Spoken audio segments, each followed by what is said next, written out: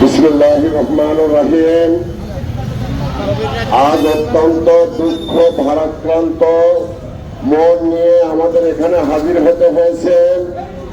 আমি নিজে ব্যক্তিগতভাবে দুই কন্যা সন্তানের পিতা।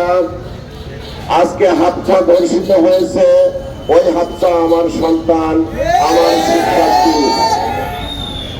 বাংলাদেশে কোন ধর্ষকের রাজনৈতিক পরিচয় থাকা উচিত নয়, কোন সন্ত্রাসীর রাজনৈতিক পরিচয় থাকা উচিত নয়, কোন অপরাধীর রাজনৈতিক পরিচয় থাকা উচিত নয়।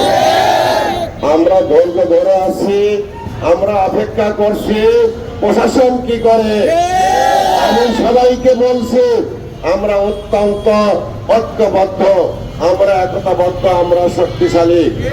যদি আইন মোতাবেক ওই ধর্ষকের বিচার নিশ্চিত করা না হয়, প্রয়োজনে আমরা সংঘবদ্ধ ছাত্র জনতা ওই ধর্ষকের যৌনাঙ্গ কর্তন করে দিব,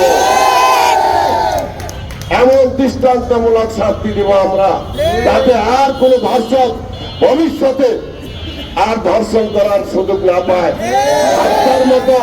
আত্মার মতো আমার কোন সন্তান, আমার কোন শিক্ষার্থী যেন ভবিষ্যতে আর ধর্ষিত না হয়।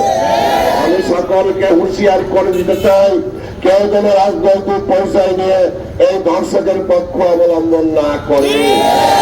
যদি রাজনৈতিক পরিচয়ে ধর্ষকের পক্ষ অবলম্বন করে, আমরা ওই রাজনীতির বিপক্ষে দাঁড়িয়ে যাব। আমি বক্তব্য বাড়াবো না।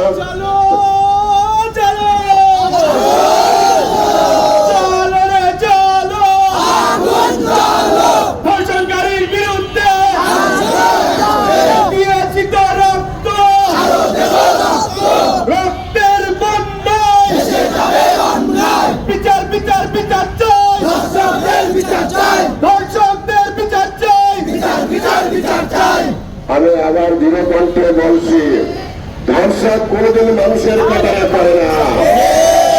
তার মধ্যে পশুবৃত্তি আছে, সেই এই নির্মম কাজ, নিষ্ঠুর কাজ করতে পারে। সবাই মনে রাখবো, সবাই একতাবদ্ধ থাকবো, ঐক্যবদ্ধ থাকবো। আমরা অপেক্ষা করব বিচার আদালত কি করে, প্রশাসন কি করে। প্রশাসন যদি গেলে সঠিক বিচার করতে না পারে, প্রকৃত বিচার নিশ্চিত না করতে পারে, তাহলে এই বিচার যদি আমাদের করতে হয়, এর দায় দায়িত্ব সরকারকেই বহন করতে হবে। ধন্যবাদ। আমি আর কিছু বলছি না। এখানে আরো অনেক বক্তা আছে, আমার শিক্ষার্থীরা আছে, তারা বলবে। আমি তাদের সাথে, সকলের সাথে একত্রতা ঘোষণা করে আমি আমার বক্তব্য শেষ করছি। ধন্যবাদ সকলকে।